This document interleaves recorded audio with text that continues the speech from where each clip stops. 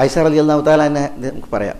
ആയിഷ റളിയല്ലാഹു തആല അൻഹ മറമാടി, അവർ മരണപ്പെട്ടു. മറമാടി ഉമ്മി സലമ റളിയല്ലാഹു തആല അൻഹ, ഉമ്മി സലമയും ആയിഷയും ഇവിടെ ജീവിച്ച നാളിൽ ഉമ്മി സലമയുടെ ടീം വേറെയാണ്, ആയിഷമ്മയുടെ ടീമല്ല. പക്ഷെ ഉമ്മി സലമ റളിയല്ലാഹു തആല അൻഹ ആയിഷമ്മയുടെ മരണം കേട്ടപ്പോൾ പറയാണ്, യർഹമുഹല്ലാഹ്, അള്ളാഹു അവരോട് റഹ്മത്ത് ചൊരിയട്ടെ. വല്ലദീ നഫ്സി ബിയദി, എൻ്റെ ആത്മാവ് ആരുടെ കയ്യിലാണോ അള്ളാഹുവാണ് സത്യം. കാനത്ത് അഹബ്ബന്നാസി കുല്ലിഹിം ഇലാ റസൂലില്ലാഹി സ്വല്ലല്ലാഹി അലൈഹി വസല്ലം.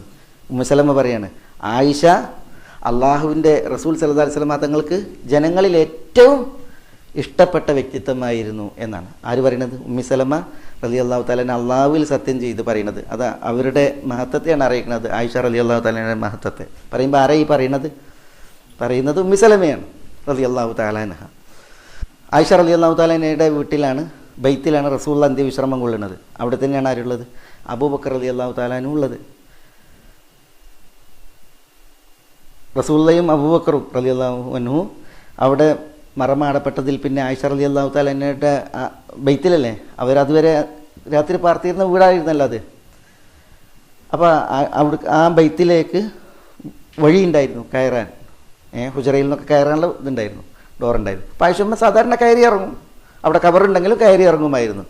പക്ഷെ ഉമർ റളിയല്ലാഹു തആല അൻഹു ഷഹീദായിട്ട് അവിടെ അദ്ദേഹത്തെ ദഫൻ ചെയ്തു, മറമാടി ഇല്ലേ. അപ്പോൾ അതാണ് ആയിഷമ്മ പറയാണ്, ഉമറിനെ അവിടെ മറമാടിയതിൽ പിന്നെ ഞാൻ ആ അറയിലേക്ക്, എൻ്റെ ബൈത്തിലേക്ക് പ്രവേശിച്ചിട്ടില്ല. എങ്ങനെയല്ലാതെ? ഞാൻ എൻ്റെ വസ്ത്രം ശരിക്ക് മൂടി പുതച്ചല്ല, ഭദ്രമായി ഞാൻ വസ്ത്രം ധരിച്ചിട്ടല്ലാതെ. ഹയാ അമ്മിൻ ഉമറ എന്നാണ്. ഹയാ അമ്മിൻ ഉമറ, ഉമറിൻ്റെ വിഷയത്തിലുള്ള ലജ്ജയാലായിരുന്നു ഞാൻ അങ്ങനെ കയറിയിരുന്നത് എന്നാണ്. അതായത് റസൂലുള്ളാഹി സ്വല്ലല്ലാഹി അലൈഹി വസല്ലം തങ്ങൾ അബൂബക്കർ മറമാടപ്പെട്ടത് ആയിഷമ്മയുടെ ബൈത്തിലാണ്, മനസ്സിലേ. പക്ഷെ ആ രണ്ട് കബറുകളുണ്ടായിരിക്കും. ആയിഷമ്മ സാധാരണ എന്ത് ചെയ്യും? കയറി ഇറങ്ങുമായിരുന്നു, വീടിൻ്റെ അകത്ത് ധരിക്കുന്ന വസ്ത്രം ധരിച്ചു. പക്ഷെ ഉമറിൻ്റെ കബർ അവിടെ വന്നതോട് കൂടിയിട്ട് ഞാൻ എൻ്റെ വസ്ത്രം നന്നായി ധരിച്ചതിന് ശേഷമായിരുന്നു ഞാൻ അവിടെ കയറിയിരുന്നത്. അത് ഹയാ അമ്മിൻ ഉമറ എന്നാണ്, ഉമറിനാലുള്ള ലജ്ജയാൽ എന്നാണ്. എന്ന് പറഞ്ഞിട്ടുണ്ടെങ്കിൽ ഉമർ അന്ത്യവിശ്രമം കൊള്ളാണ്, മണ്ണിനടിയിലാണ്, ഉമർ കാണൂല. പക്ഷെ എന്നാലും അല്ലേ, പിന്നെ ആ ലജ്ജാശീലം അതാണ് അവിടെ വിഷയം. അവരുടെ ആ ഒരു ലജ്ജാശീലാണ് അവിടെ നമ്മൾ വായിക്കണത്. അത്രമാത്രം ഒരു ലജ്ജയുള്ള മഹദിയായിരുന്നു ഉമ്മ ആയിഷ റളിയല്ലാഹു തആല അൻഹ എന്നുള്ളതാണ്. ഇമാം മസ്റൂഖ് ബിനുൽ അജ്ദ പറയാണ്, ഇമാം മസ്റൂഖ് താബിഈങ്ങളിൽ പ്രസിദ്ധനാണ്. അദ്ദേഹം പറയുന്നത്, പ്രമുഖ സഹാബികൾ വരെ, റഅയ്തുൽ അകാബിറ മിൻ അസ്ഹാബി റസൂലില്ലാഹി സ്വല്ലല്ലാഹു അലൈഹി വസല്ലം, റസൂലുള്ളാഹിന്റെ സഹാബികളിൽ പ്രമുഖർ വരെ ആയിഷ റളിയല്ലാഹു തആല അൻഹയോട് ഫറായിദിനെ കുറിച്ച് ചോദിക്കുന്നത് ഞാൻ കണ്ടിട്ടുണ്ട് എന്നാണ്. ഫറായിദ് പറഞ്ഞാൽ എന്താ? ഫറായിദ് അനന്തരാവകാശ നിയമങ്ങളാണ്, സ്വത്ത് വീതിക്കണ നിയമം ഉണ്ടല്ലോ. ആ വിഷയത്തിൽ പ്രമുഖ സഹാബികർ വരെ ആയിഷ റളിയല്ലാഹു തആല അൻഹയോട് മസല ചോദിക്കുന്നത് ഞാൻ കണ്ടിട്ടുണ്ട് എന്നാണ് മസ്റൂഖ് ഇബ്നുൽ അജ്ദ റഹിമഹുല്ല പറയുന്നത്. അബ്ദുറഹ്മാൻ ഇബ്നുൽ ഖാസിം പറയാണ്, ഇസ്തഖലത് ആയിഷത്തു ബിൽ ഫത്വ ഫി അഹ്ദി അബീ ബക്രിൻ വ ഉമർ വ ഉസ്മാൻ. അബൂബക്കർ റളിയല്ലാഹുവിൻ്റെ ഭരണകാലത്ത്, ഉമർ റളിയല്ലാഹുവിൻ്റെ ഭരണകാലത്ത്, ഉസ്മാൻ്റെ ഭരണകാലത്ത് ഫത്വ കൊടുക്കാൻ ഇസ്തഖലത്ത് ആയിഷ എന്ന് പറഞ്ഞാൽ ആയിഷ ഉമ്മ സ്വതന്ത്രയായിരുന്നു എന്നാണ്, തനിച്ചായിരുന്നു എന്ന് പറഞ്ഞാൽ ആളുകൾക്ക് ഫത്വ കൊടുക്കാൻ എന്താ ദീനിലുള്ള ഫത്വയാണ്. അത് 3 ഖലീഫമാരുടെ കാലത്ത് അതിൽ ആയിഷ തനിച്ചാവുക എന്ന് പറഞ്ഞിട്ടുണ്ടെങ്കിൽ അതെന്താണ്? ആയിഷ റളിയല്ലാഹു അൻഹയുടെ ആ ദീനിലുള്ള ഫിഖ്ഹും അവരുടെ അറിവാണ് അത് അറിയിക്കുന്നത്. ഇമാം അതാ ഇബ്നു അബി റബാഹ് പറയാണ്, അതായിൻ്റെ വാക്കാണ്, കാനത്ത് അഫ്ഖഹന്നാസ് വ ആലമന്നാസ് വ അഹ്സനന്നാസ് റഅയം ഫിൽ ആമ്മത്തി എന്നാണ്. പൊതുവിഷയങ്ങളിലൊക്കെ അഭിപ്രായ പ്രകടനം നടത്തുന്നതിൽ ആയിഷ അഫ്ഖഹന്നാസ് ജനങ്ങളിൽ ഏറ്റവും ഫിഖ്ഹുള്ള, വ ആലമന്നാസ് ജനങ്ങളിൽ ഏറ്റവും ജ്ഞാനമുള്ള, വ അഹ്സനന്നാസ് ജനങ്ങളിൽ ഏറ്റവും നല്ല രീതിയുള്ള മഹദിയായിരുന്നു എന്നാണ്. ഇത് അതാ ഇബ്നു അബി റബാഹ് എന്ന് പറഞ്ഞെങ്കിൽ ഇബ്നു അബ്ബാസിൻ്റെ ശിഷ്യനാണ് മക്കയിൽ. അദ്ദേഹം ആയിഷമ്മയെക്കുറിച്ച് പറയുന്ന ആയിഷമ്മയുടെ വിജ്ഞാനത്തെക്കുറിച്ച്, അറിവിനെക്കുറിച്ച്. ശരി, ഇമാം അൽ ഹാഫിദ് ദഹബി റഹ്മത്തുള്ളാഹി അലൈഹി ആയിഷമ്മയെക്കുറിച്ച് പറയുന്നത്, ലാ അഅലമു ഫി ഉമ്മത്തി മുഹമ്മദി സല്ലല്ലാഹു അലൈഹി വസല്ലം ബൽ ഫി അസ്വാജി റസൂലില്ലാഹി സല്ലല്ലാഹു അലൈഹി വസല്ലം ഇംറഅതൻ അഅലമ മിൻഹ എന്നാണ്. ലാ ആലമു ഫി ഉമ്മത്തി മുഹമ്മദ് സല്ലല്ലാഹു അലൈഹി വസല്ലം ബൽ ഫിൻ നിസാഇ മുത്തലഖൻ, അങ്ങനെയാണ് ഈ അസ്വാജ് നബി എന്നല്ല. അതായത് ഇമാം ദഹബി പറയാണ് ഉമ്മത്തു മുഹമ്മദിൽ എന്നിട്ട് അദ്ദേഹം പറയാണ് സ്ത്രീകൾ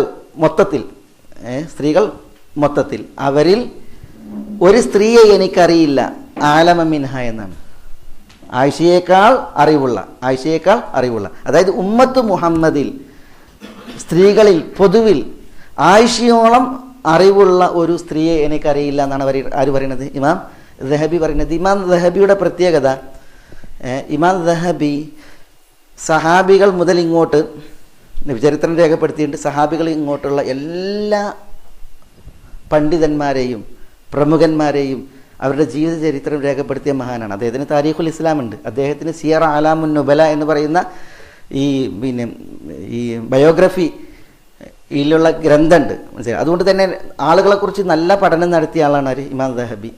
അദ്ദേഹത്തിന് ആ ഒരു പഠനത്തിൽ അദ്ദേഹം എത്തിക്കപ്പെട്ട ഒരു നിഗമനാണിത്.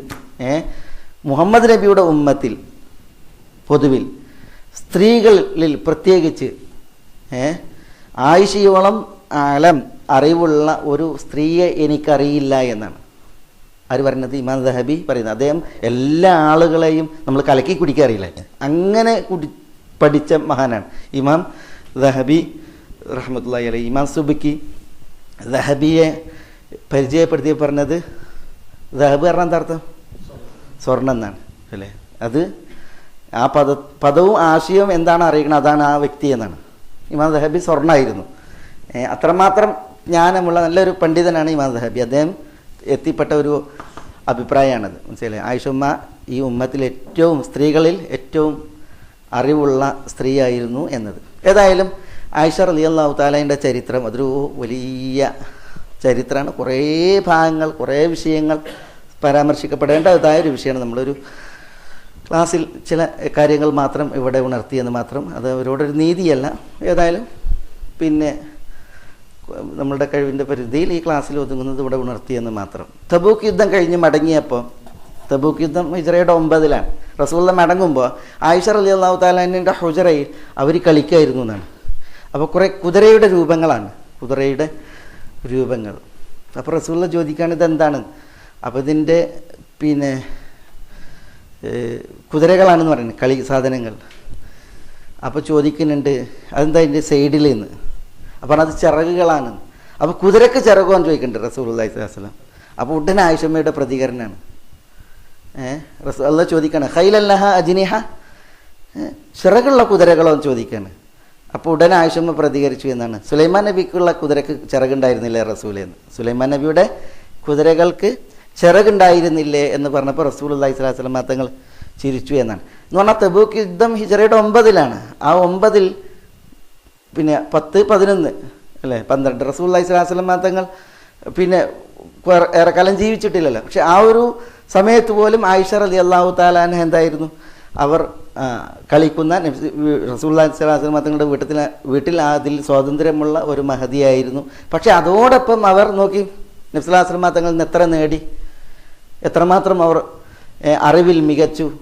ഈ കുറേ സാക്ഷ്യങ്ങൾ നമ്മൾ വായിച്ചില്ല. ആ സാക്ഷ്യങ്ങളൊക്കെ ചരിത്രത്തിൽ സ്വായത്തമാക്കുമാർ അവർ അത്രമാത്രം അനുഗ്രഹീതയായി. ഏതായാലും വലിയ ഒരു അനുഗ്രഹത്തിൻ്റെ വ്യക്തിത്വമായിരുന്നു ഉമ്മുൽ മുഅ്മിനീൻ ആയിഷ റളിയല്ലാഹു തആല അൻഹ എന്നുള്ളതാണ്. കുറേ കാര്യങ്ങൾ നമ്മളിവിടെ വിട്ടുപോയിട്ടുണ്ട്, പക്ഷേ എന്നാലും ചില പ്രധാനപ്പെട്ടത് ഇവിടെ ഉണർത്തി എന്ന് മാത്രം. വളരെ ഭക്തിയായിരുന്നു, ദീനായിരുന്നു.